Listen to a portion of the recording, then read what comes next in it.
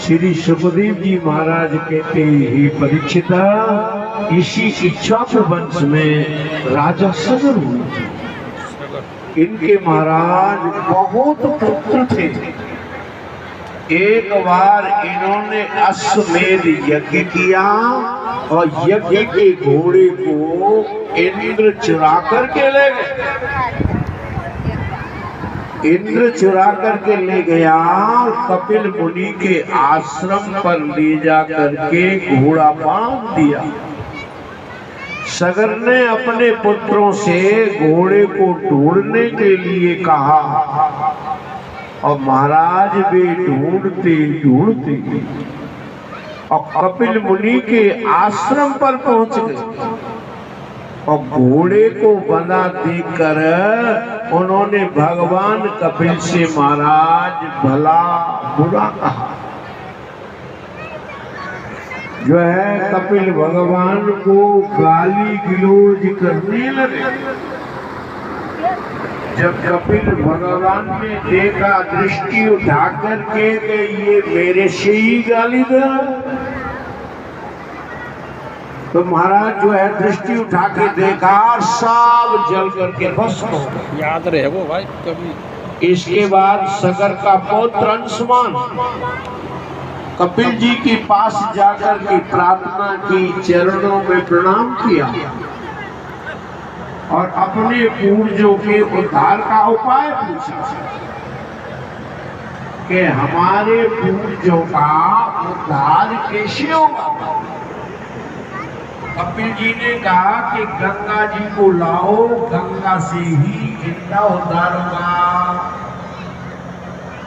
गंगा के आए बिना पापियों का उद्धार नहीं हो। अंशुमान ने अपने पुत्र दिलीप को राज्य देकर गंगा लाने को महाराज कठोर तप किया, लेकिन फिर भी नहीं आई। भागीरथ ने भी तप किया। तीसरी पीढ़ी पर गंगा जी प्रसन्न हुई और गंगा ने कहा राजन, मैं मृत्यु लोक में चली तो चलूं, लेकिन जो है मेरे बेग को कौन रोकेगा। बोले शंकर भगवान रोकेंगे तुम्हारे बेग को, और कौन रोकेगा। गंगा ने दूसरी बात और कही कि भागीरथ, मुझे पापियों की पाप से भय लगता है, डर लगता है।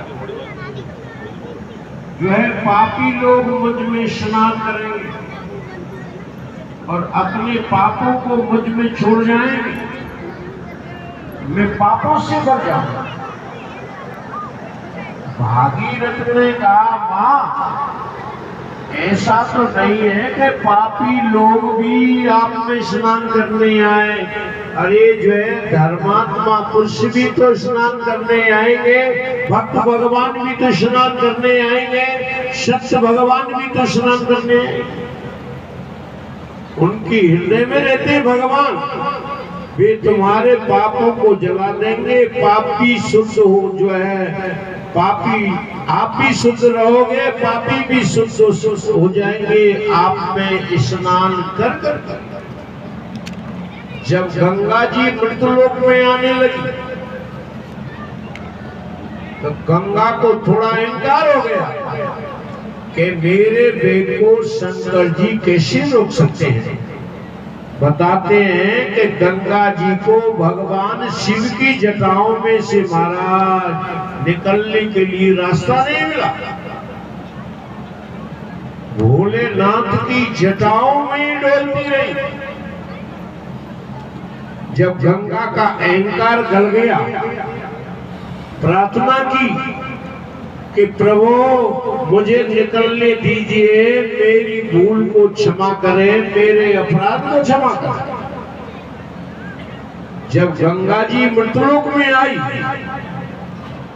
गंगा जल अमृत है, पानी नहीं है, साक्षात ब्रह्म द्रवत्व है। बाकी नदियों का जल पानी हो सकता है, लेकिन गंगा जल अमृत। आपको बड़ा आश्चर्य होगा, अकबर ने पूरे जीवन गंगा जल पान किया था। गंगा जल में जो है ज्ञान और भक्ति को प्रकट करने के दिव्य परमाणु विराजमान है। पापों को नाश करने वाली अचिंत्य शक्ति गंगा है। अब गंगा पीछे है, भागीरथ आगे है, और काम नगर प्रांत सबको पवित्र करते हुए गंगा सागर में, और जो है भागीरथ के सारे पितर स्वर्ग जा रहे हैं, और देवता जो है पुष्प वर्षा के बाजे बजाते जय जयकार करते हैं, बोली गंगा मैया की।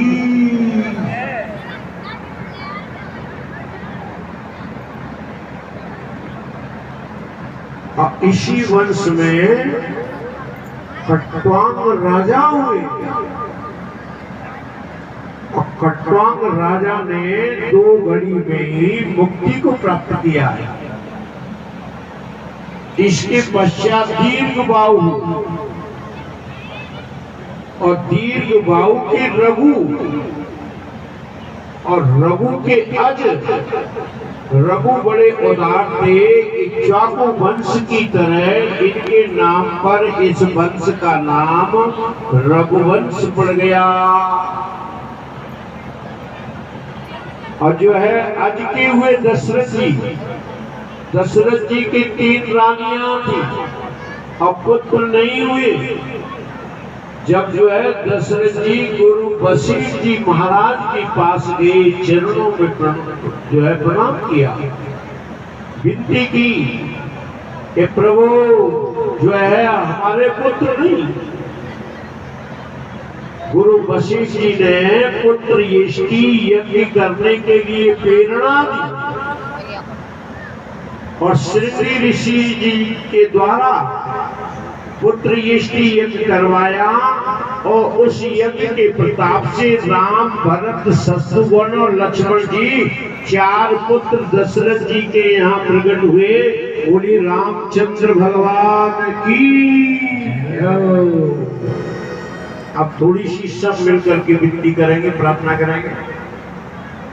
भाई प्रकट कृपाला दीन दयाला कौशल्या हितकारी, हर्ष समाहितारी मुन मनहारी, अद्भुत रूप विचारी, लोचन अभिरामा जगत श्यामा, विजयायुध भुजचारी, माला नयन विशाला, शोभा शील धरारी, भूकर ज्योति आस्तुति तोरी, विविध करो अनंता, आया गुण ज्ञाना वेद यमाना, वेद पुराण वरंता, सभी गुणी आगर ये गावे श्रुति संता, ओम महिर लागे अनंत लागे, अयो प्रकट श्री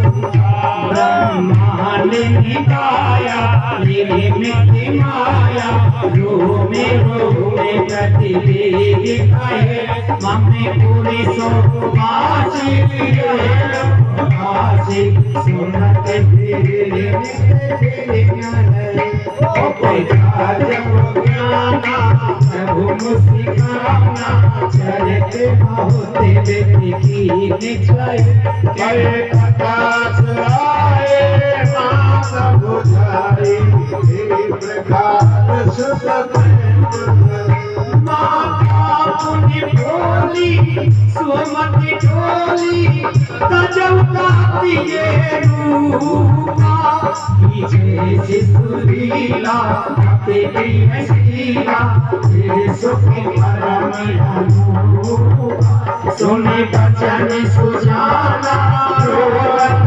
जाना कोई बालक सुर भूपा ये हर गज गावे हर पद पावे दीन पलय भगभूपा प्रगति कृपाला दीन दयाला कौसल्या बोले रामचंद्र भगवान की जय हो। इसके पश्चात भगवान राम ने नाना प्रकार की बाल लीलाएं की। देखो समय का बड़ा संकोच है और राम कथा का बहुत विस्तार है, इसलिए आप लोगों को थोड़े में ही सार बता दीजिए। भगवान के 24 अवतार हुए हैं, लेकिन पूर्ण ब्रह्म के 2 अवतार हैं। नानक देव महाराज भी कहते हैं कि 4-20 अवतार धारो और जन की करी सहाय और राम कृष्ण पूर्ण भय प्रेमा कही ना जाए। राम और कृष्ण पूर्ण ब्रह्म है। इन 2 अवतारों का चरित्र ही संसार में प्रचलित है, क्योंकि भगवान श्री राम से लोगों को मर्यादा की शिक्षा मिलती है और जो है भगवान श्री कृष्ण लोगों को प्रेम का दान करते हैं। कुछ लोग कहते हैं कि भगवान श्री कृष्ण की लीलाएं शास्त्र से विरुद्ध है, लेकिन हम कहते हैं कि ईश्वर शास्त्र विरुद्ध कार्य करता ही नहीं, और यदि करता भी है तो वो पाप से नहीं बनता, क्योंकि कर्तुम अकर्तुम अन्यथा कर्तुम समर्थ सही ईश्वर। करने में न करने में अन्य प्रकार करने में जो समर्थ है वही तो ईश्वर है, उसके ऊपर शास्त्र का कोई वैल्यू नहीं। राम जो है अवतार लेकर भगवान ने शास्त्र की मर्यादाएं स्थापित की। अगर जो है शास्त्र की मर्यादा की शिक्षा लेनी हो तो भगवान राम से ली, और जो राम की मर्यादाओं को जीवन में उतार लेते हैं उनको ही जो है कृष्ण दिव्य प्रेम प्राप्त होता है। पहले जीवन को मर्यादा के सांचे में डाल लो राम की कथा सुनकर, इसके बाद भगवान श्री कृष्ण का प्रेम मिलेगा। जब तक तुम राम की मर्यादाओं को जीवन में धारण नहीं करोगे तब तक जो है तुम्हें कृष्ण प्रेम नहीं मिलेगा। राम की मर्यादा का क्या है, इसके लिए रामायण पढ़ो, सुनो, समझो, विचारो। राम का हर कदम धर्म के अनुरूप ही था। वे प्रातः काल उठ करके माता पिता को प्रणाम करते थे। नमस्कार 4 प्रकार से होती है। जो है पहले सिर झुकाते हैं। सिर झुकाने का मतलब है कि आपकी आज्ञा प्रभु मेरे सिर पर है, और हाथ जोड़कर पृथ्वी में सिर टेकने का मतलब है कि आप प्रभु मुझसे श्रेष्ठ हैं, और साष्टांग दंडवत प्रणाम का मतलब है कि प्रभु भला बुरा मैं आपका हूं। राम जी माता पिता के चरणों में प्रणाम करते हैं। अभिवादन शीलस्य नित्यम व्रतोपि सेवना चत्वारि तस्य वर्धन्ते आयु विद्या यशो।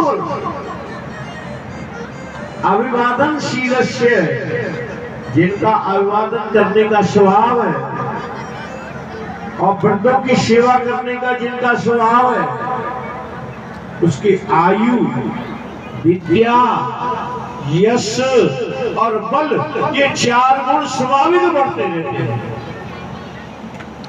राम जी माता पिता के चरणों में प्रणाम करते हैं।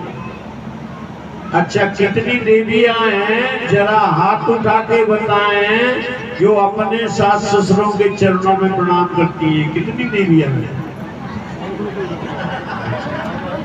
2-4 तो निकली, बड़ी बड़ी झूठी बैठी। और जो है अब देवता जरा उठाए कि अपने माता पिता के चरणों में प्रणाम करते हो जो दुर्गा से निकले। अच्छा चलो कोई बात नहीं है, आज से ये पैसे देवियां तो महाराज प्रणाम करती है, सब करती है, परंतु संकोच के मारे और हाथ उठाया नहीं।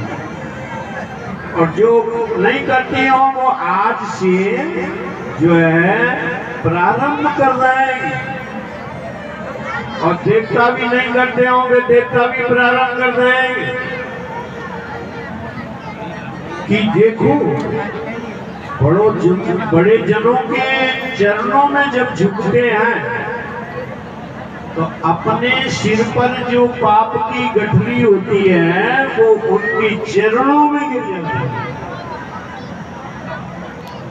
इसलिए नमस्कार करना अच्छी बात है। राम जी माता पिता के चरणों में प्रणाम करते हैं कि प्रातः काल उठ के रघुनाथा, प्रातः काल उठ के रघुनाथा, मात पिता गुरु नावै माता, मात पिता गुरु नावै माता। प्रातः काल जगो, घर के बुजुर्गों को प्रणाम करो। देखो तुम्हारे घर में कैसा स्वर्ग आ रहा है। छोटा भाई बड़े भाई को प्रणाम करे,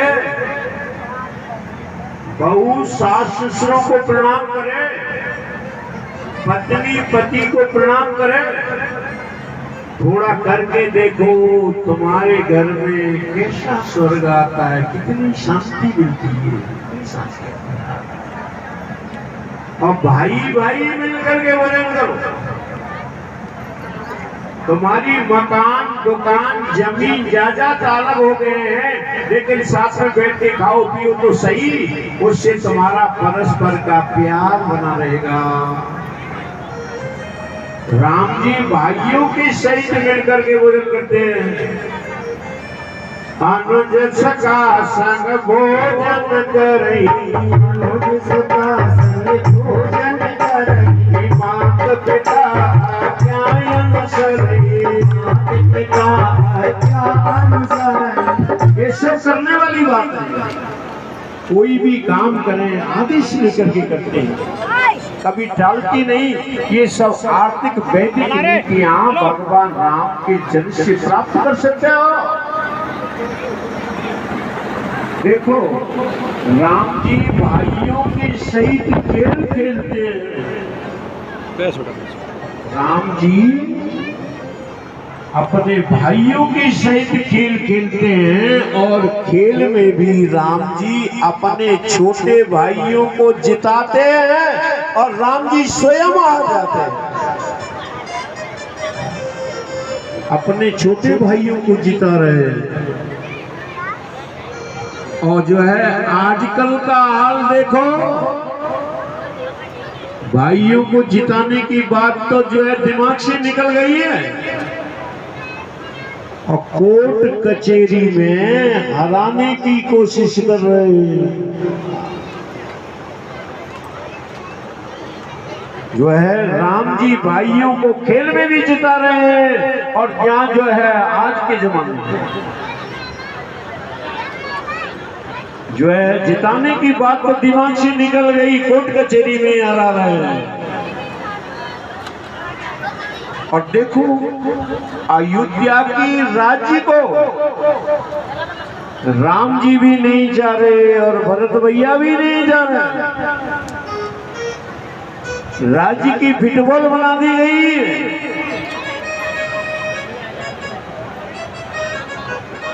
और जो है आजकल के भाई क्या कर रहे हैं महाराज, पेड़ पेड़ पे पुड़ पुड़ पर लड़ रहे हैं। मेड़ पे जो पेड़ हो तो महाराज जो है उस पे ही लड़ाई करते हैं, पूरा जीवन बर्बाद हो जाता है, पेड़ वहीं खड़ा रहता है। विचारो, रामायण पढ़ो, सुनो, समझो, विचारो। राम का हर कदम जो है धर्म के अनुरूप ही था। अगर रामायण पढ़ेंगे, सुनेंगे, समझेंगे, विचारेंगे तो ये कोर्ट कचहरी वाली नौबत नहीं आए।